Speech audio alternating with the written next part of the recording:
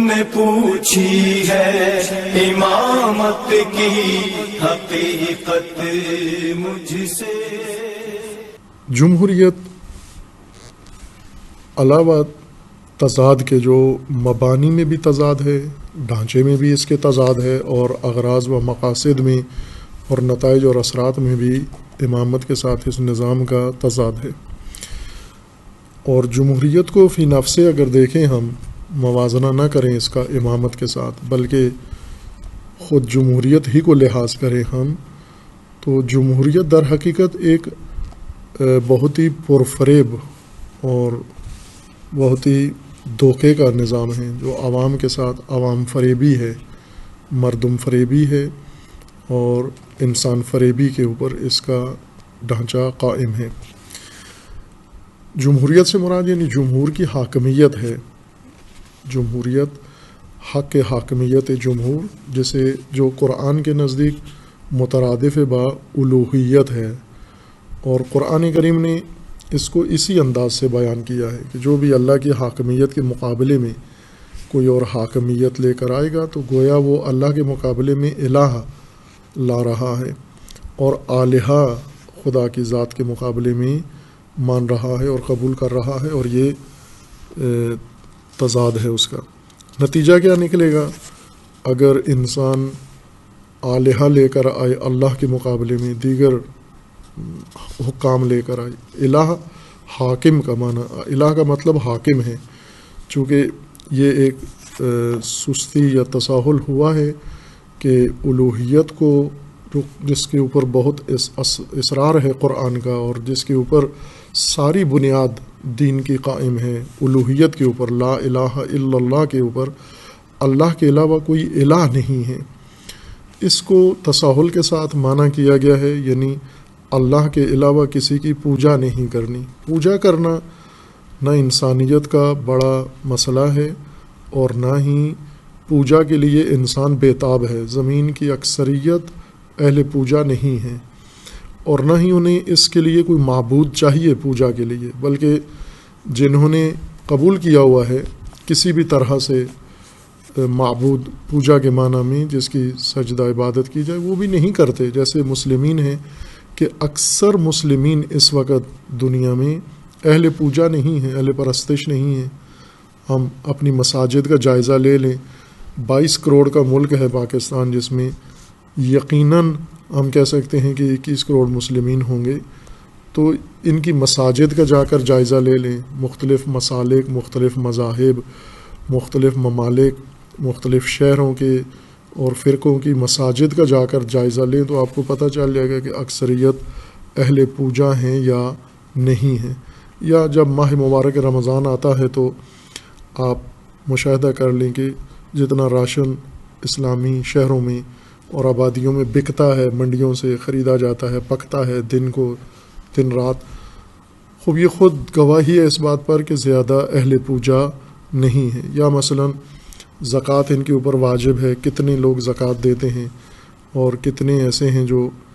بہت ہی قلیل تعداد ہیں اہل پوجا، اہل عبادت اس معنی میں۔ اور یہ بھی جو پوجا کرتے ہیں یہ بھی ایک طرح سے دل سے و رغبت سے و محبت سے نہیں کرتے، شوق سے، ضرورت سمجھ کر،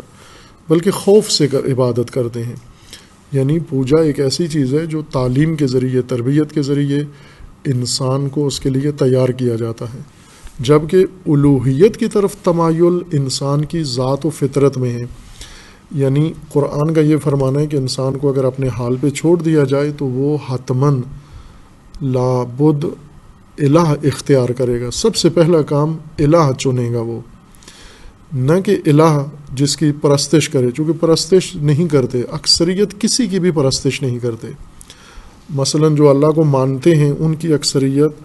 اللہ کو قبول کرتے ہوئے اہل پرستش نہیں ہیں، اور بڑی جمعیت اکثریت وہ ہیں جو اللہ کو مانتے ہی نہیں ہیں، کسی معبود کو پرستش کے معنی میں قبول ہی نہیں کرتے۔ بس اکثریت زمین پر ان لوگوں کی ہے جو اہل پوجا نہیں ہیں، قلیل تعداد ہیں لوگ جو پوجا کرنے والے ہیں۔ مثلاً ہم ہندوستان جیسے ملک میں جا کر دیکھیں جہاں آبادی حد سے زیادہ ہے، ایک ارب سے زیادہ آبادی ہے، 120 کروڑ یا 122 کروڑ کے نزدیک آبادی ہے ایک ملک کے اندر، اور اس میں گوناگون مذاہب ہیں، وہاں جا کر دیکھیں تو مندروں میں اور ملک کی آبادی اور مندروں کے اندر لوگوں کو دیکھیں تو آپ کو پتہ چل جائے گا کتنے پوجا کرنے والے ہیں۔ اسی طرح مسلمانوں میں دیکھیں، عیسائیوں میں دیکھیں، ان کے چرچ، ان کے عبادت گاہیں خالی ہیں۔ اکثر مذاہب کی عبادت گاہیں خالی ہیں، چند افراد ہیں جو ہر آبادی کے اندر عبادت کرتے ہیں، وہ بھی رغبت و شوق کی کم کرتے ہیں، معرفت کی عبادت کم کرتے ہیں، اور خوف کی عبادت زیادہ کرتے ہیں، چونکہ انہیں جہنم کے عذاب یا دنیاوی آفات سے خطرہ ہوتا ہے۔ لیکن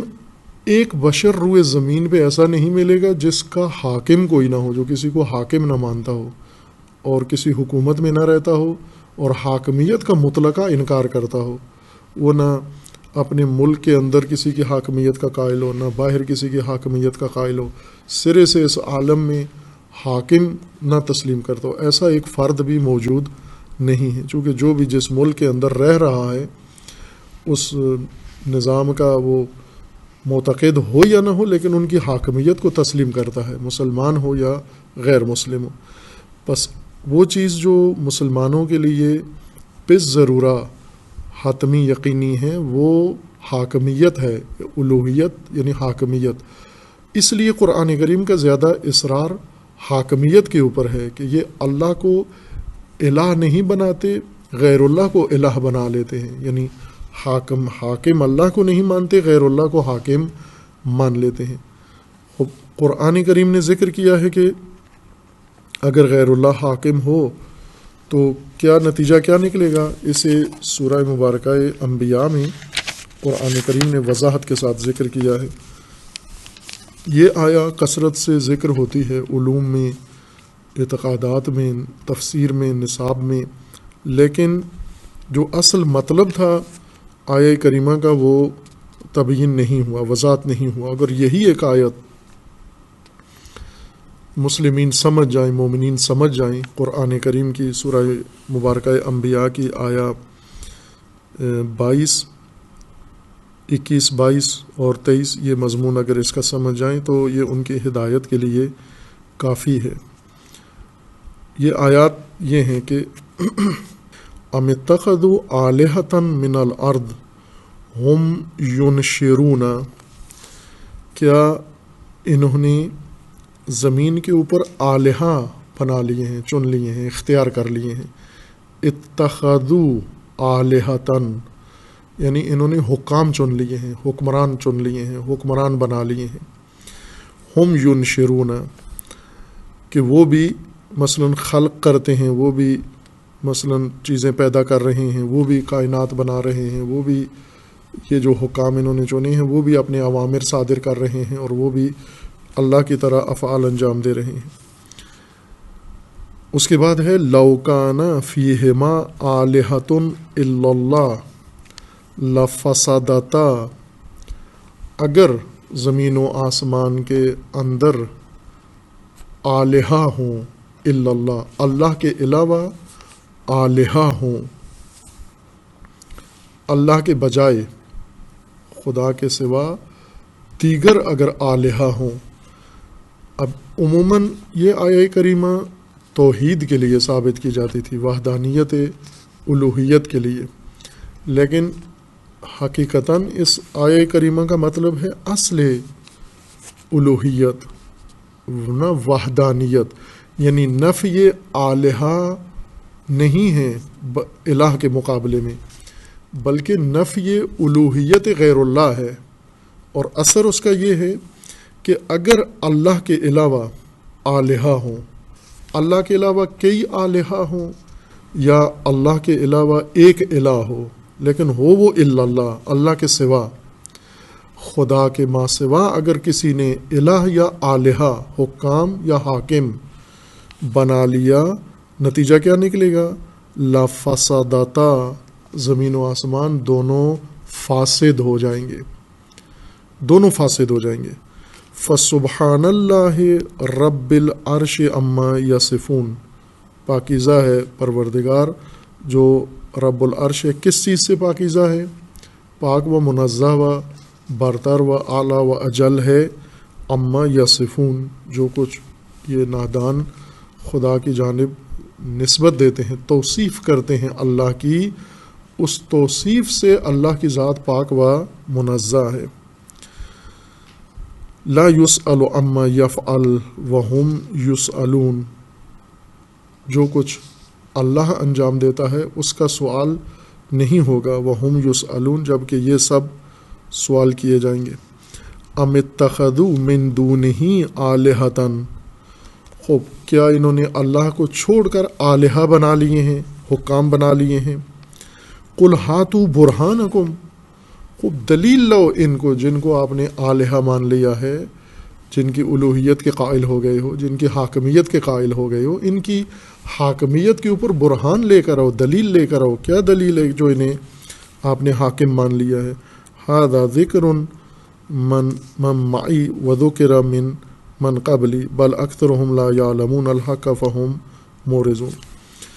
یہ صریح آیت ہے کہ اللہ کے علاوہ اگر حکام و حکومت و حاکمیت زمین کے اوپر قائم ہوئی، زمین و آسمان دونوں فاسد ہو جائیں گے، زمین و جو دونوں فاسد ہو جائیں گے۔ یہ زمین، یہ کائنات کے پورا نظام تباہ کر دیں گے اللہ کے علاوہ اگر حکام کے اختیار میں زمین چلی گئی۔ اس سے عموماً مفسرین و علماء علم کلام یہ معنی لیتے رہے ہیں، اور ظاہر ہے یہ نصابی حصہ ہے، یہ آیہ کریمہ یہ علم کلام کے ان جملہ استدلالات کا حصہ ہے، اعتقاداتی آیات میں سے عقیدتی آیت کے طور پر اسے پیش کیا جاتا ہے، لیکن تقلیدی طور پر پہلے کسی نے آغاز میں اس آیا کا یہ عنوان دیا یا اس کی جہت دی، تفسیر کی، آنے والے تقلیداً سب اسی طرح سے اس کو مانا کرتے گئے کہ اگر اللہ کے علاوہ دو اللہ ہوں، بات اللہ کی نہیں ہو رہی، نہ رب کی ہو رہی ہے، آلہہ کی ہو رہی ہے۔ آلہہ یعنی حاکم، کہ اگر زمین و آسمان کے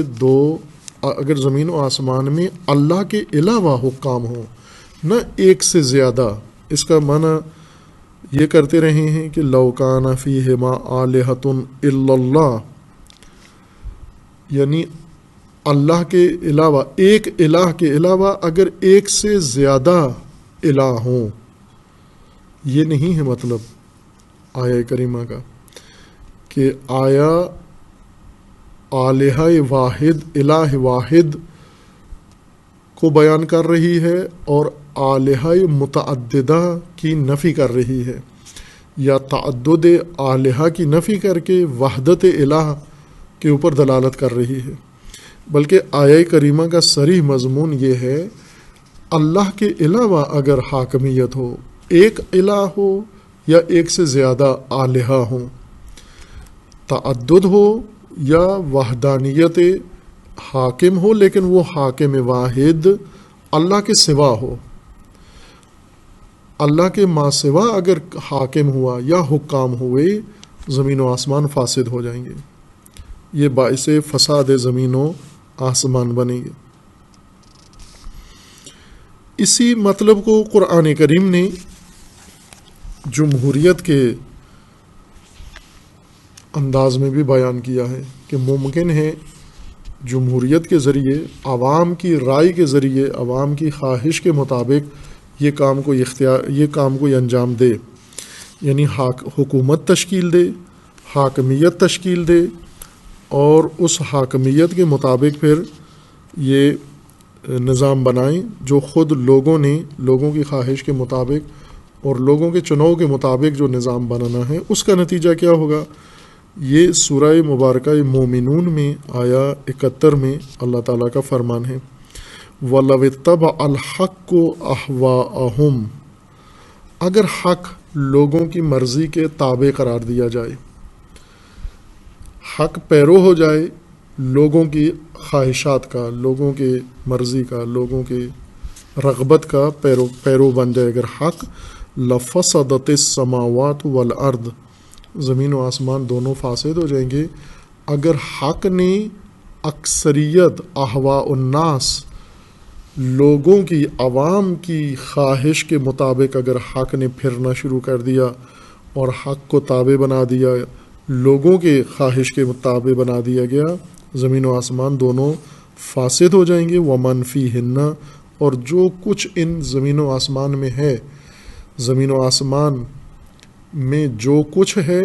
اور زمین و آسمان میں جو بھی رہتا ہے، جو